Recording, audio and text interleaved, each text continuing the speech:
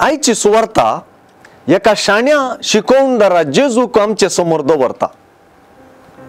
आईचे सुवार्तेन तू वयल्या बार पळयल्यार मरी जेजूची शिकवण आयकून आसा, कित्याक सुवार्ताच मरी सोम्याच्या पांयां सरशीन बसून ताची शिकवण आयकताली म्हणटा।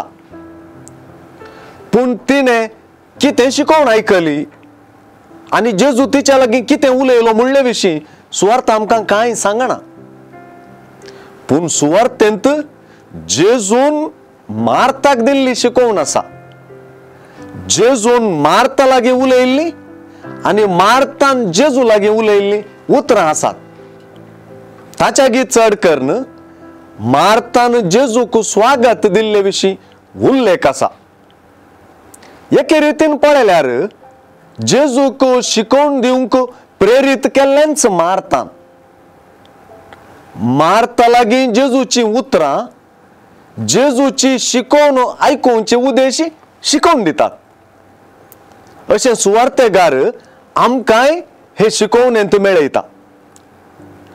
मार्ता आनी मरिये बराबर सुवार्ते मुखांतर आमी जेजूचे शिकवणेची फलानुभवी। एकडच्यान शिकवणदार जेजू सुवार्तेंत आमकां भेटता तर आनी एकडच्यान मारतात असले व्यक्तीची बगणां आयकतलो जेजूय आमकां भेटता।